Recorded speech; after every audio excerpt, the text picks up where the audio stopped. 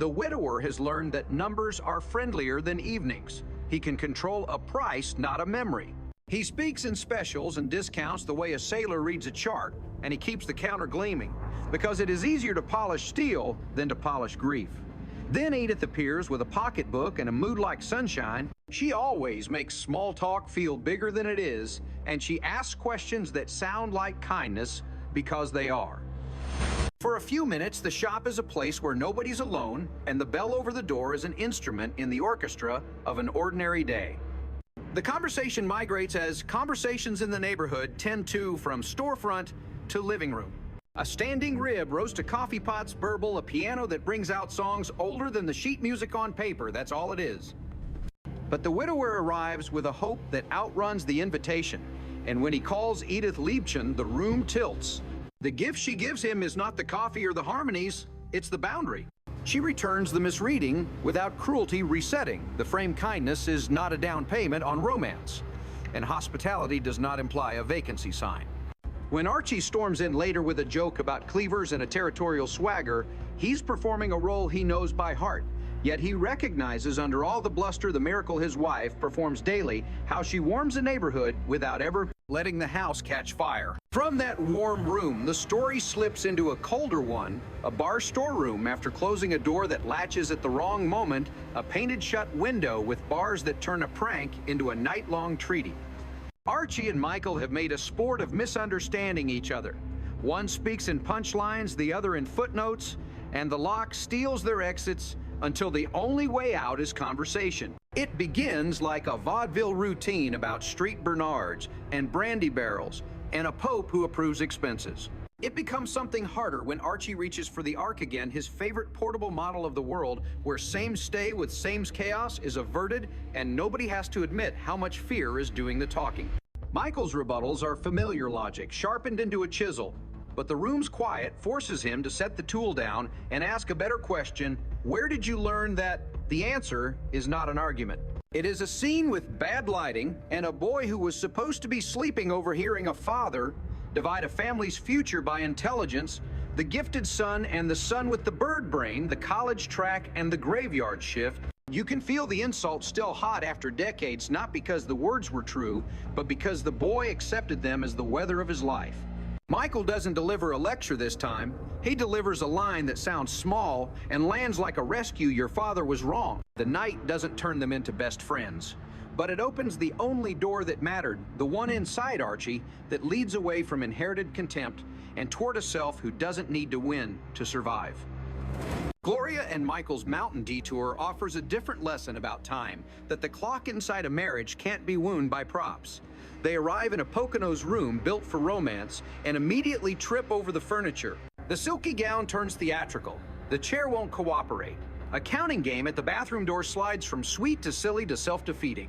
And they keep falling back on subjects that require no vulnerability. Basketball, streaks the weather, what the thermostat might be saying about them. When the word divorce walks in like a stray dog and refuses to leave the honesty it demands, is brutal and helpful. They begin to name what's gone missing without pretending it was ever simple sleep spontaneity, the sense that every touch was a new sentence rather than a punctuation mark in a long paragraph. The breakthrough is not cinematic, it's logistical. They decide to stop treating desire like a destination and start treating it like a practice attention before assumption, clarity before choreography. Laughter permitted even at serious moments, because shame kills affection faster than time does. When the maid almost knocks at exactly the wrong second, the near embarrassment breaks the tension, and their relief is its own rekindling. They won't return from the mountains as different people, but they will return as a pair newly literate in each other's language. The past shows up not as an idea, but as a person when Archie's brother Alfred steps through the door, the way a man steps across an old crack in a sidewalk, hoping it won't widen. He brings with him two artifacts that hum louder than any greeting a railroad pocket watch, their father once wound, and a sealed letter with instructions to wait before opening. The watch is beautiful and untrustworthy, losing half an hour a day. The letter is orderly and destabilizing, promising a truth that can't be consumed on demand. Their first exchange is a museum of petty grievances with plaques welded on the roach. Derby the spilled cola, the absent funeral. The choices one brother made that the other treated like insults to decency. Around them, Edith sets out cups, and Gloria navigates small talk like a seasoned pilot, while Michael tests whether a joke can be a rope bridge. Archie refuses to say brother, and Alfred refuses to pretend he doesn't miss hearing it. The artifacts do their quiet work. The watch migrates into Archie's pocket like a piece of metal finding its magnet. The letter negotiates a delay that both men need. They part without victory, which is better than parting without hope. Neutral ground helps, so they meet again at the bar, a place where Archie knows every bottle by its label and can smell a lie from the cork. Alfred is less theatrical this time. He admits when he tried to outrun that drinking through the funeral was not a celebration, but a failure of nerve, and he lets the admission sit in the room without decorating it. Archie admits that he believed their father, even when belief made him small, and that the discipline he wore like armor kept out oxygen too. They do not assign blame. They trade burdens, and each man discovers he can carry the others for a few minutes without collapsing. They agree to leave the letter sealed until a Sunday afternoon when the city itself softens. The plan is half ritual, half truce. Archie slips the watch back into his pocket with a motion that looks like habit and is actually prayer. All the while, the neighborhood keeps playing its background music of chores and gags and smells that announce the hour better than clocks do. The shop specials change in the window. A cash drawer refuses to reconcile to the penny. A child learns how to count time on a digital face and then asks why a watch with hands can be wrong and still be loved. Old songs attach hooks to memory and pull everyone into choruses they only half remember. Don't sit under the apple tree in the mood. The theme about how those were the days and the errors in the lyrics never matter as much as the fact that they're singing together. Food remains the house's most reliable diplomacy. A roast that feeds more mouths than planned coffee, poured strong enough to unstick silence's cake that travels across feuds faster than apologies can. You could call these details filler if you didn't understand how intimacy works. In this story, they are the scaffolding. They carry weight. The butcher re-enters smaller in posture and clearer in eyes. He's embarrassed by the mistake he made at the piano and grateful for a refusal that didn't wound him. When he wraps a smaller cut for Edith another day and jokes about how meat and men both benefit from resting before serving, he is telling you he learned the lesson. She doesn't claim victory, that would ruin it. She thanks him and lets the bell take care of punctuation. He's not a villain and never was. He was lonely and misread a page. The neighborhood's mercy is that it lets him turn to the next one. Archie's adjustments are tiny and obvious if you're counting. He still classifies the world before he greets it, still slots people into cabinets labeled for his safety, but the cabinet doors aren't slamming anymore. He pauses where he never paused. He skips an easy insult that would have gotten a laugh. He says Al and leaves off the prickly tail of a joke that used to follow the nickname around like a caution sign. The change doesn't erase his roughness, it refines it. There is a new kind of comedy in him, not the kind that lands on other people to keep them at a distance, but the kind that lands on shared ground and makes everyone a little less afraid. Michael meets him there, trading his megaphone for a conversational voice when the moment calls for it, proving that righteousness is more useful when it remembers how to be polite. The Sunday ritual arrives like weather, already forecast slow lunch dishes, washed poorly a nap, promised and postponed, an envelope slid from one jacket pocket to a table. Archie brings the deck of cards as agreed. Shuffling is his sedative. Alfred brings the letter and a sandwich wrapped in paper a little too lovingly for a man who pretends not to care about ceremony. They deal, they don't keep score, they talk about small things because that is how men who fear big ones make room. When the time comes, Alfred breaks the seal while Archie watches, not because Archie is timid, but because courage for him has always been a physical act rather than a paper one. The reading doesn't pour light into the room. It confirms what the night already taught them.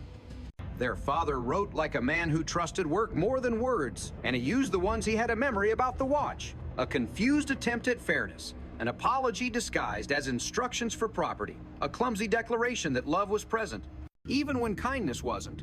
The letter is smaller than the pain and large enough to help. It gives them permission to stop taking inventories of injuries and practice attendance instead. Attending is what everyone begins to do in their own accents. Gloria and Michael turn their Poconos comedy into a house policy check before presuming, and don't be offended if the answer is precise.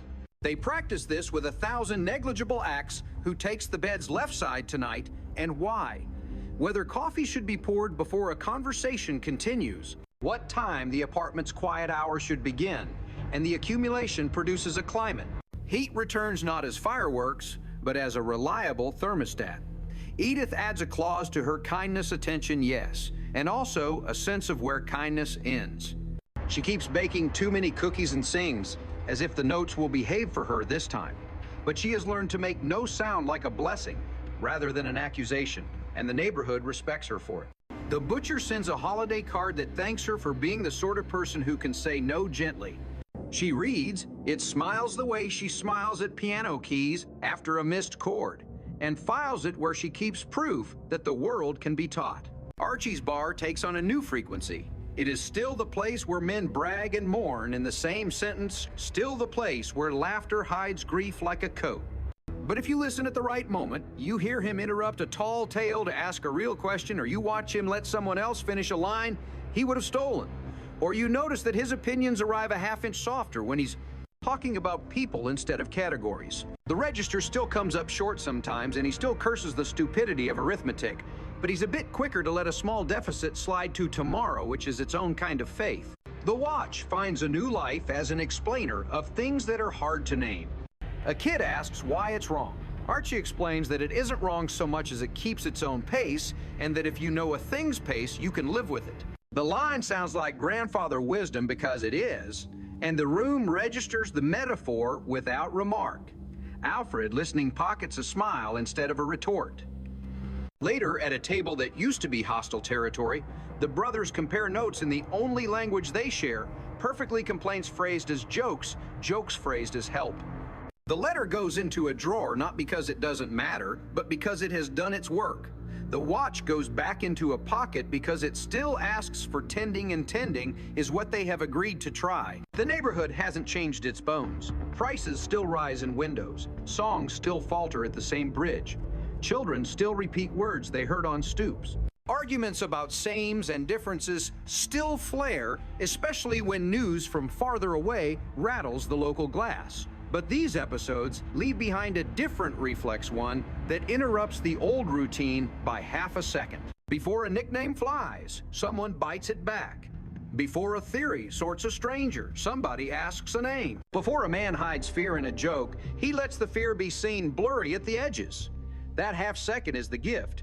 It doesn't make saints. It makes neighbors a little easier to live with, and family a little easier to repair. By the time this version closes its loop, the picture looks deceptively familiar.